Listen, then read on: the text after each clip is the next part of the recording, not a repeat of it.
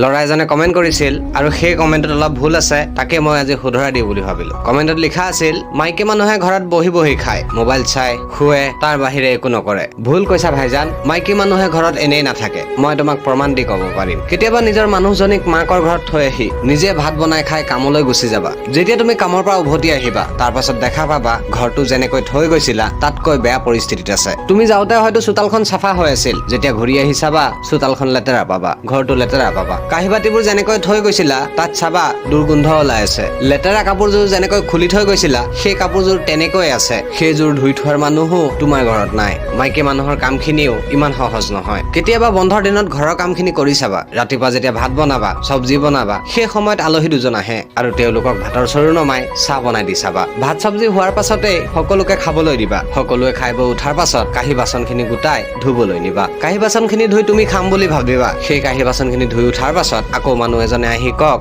মোৰ কাপোৰকেইটা ধুই দিয়া, গধূলিলৈকে শুকাব লাগিব। তেতিয়া তুমি খালী পেটত গৈ নোখোৱাকৈ কাপোৰখিনি ধুই চাবা। এটা নহয় এনেকুৱা হাজাৰ উদাহৰণ আছে য'ত তাই বনাই সিজাই সকলোকে খুৱায়, কিন্তু কেতিয়াবা তাই খাব নাপায়। তাইৰ ভাগত হয়তো ভাত নাথাকে, হয়তো চব্জি নাথাকে। এই কথাটো তাই কাকো নকয়, আনকি নিজৰ স্বামীকো নকয় যে মই আজি খাব নাপালো। এই কথাটো অলপ অনুভৱ কৰি চোৱা, কেনেকুৱা লাগে তেওঁলোকৰ মনত যেতিয়া নিজে বনাই, নিজে সিজাই, নিজে বাঢ়ি দিয়ে আৰু নিজে খাব নাপায়। সেইটো কেৱল এজনী বোৱাৰী, এজনী পত্নী, এজনী মায়েহে বুজি পায়। আৰু এই কথাটো কৈ মই ছোৱালীসকলক উচতত নিদিয়া নাই। মই মাথো তোমাক বুজাব বিচাৰিছো যে কাৰো কাম সৰু ডাঙৰ নহয়। অলপ ভাবি চালে সকলোতে কষ্ট আছে। তুমি আৰু মই নহয়, আমি ক'বলৈ শিকা, সকলোৰে কামকে সন্মান দিবলৈ শিকা। ধন্যবাদ।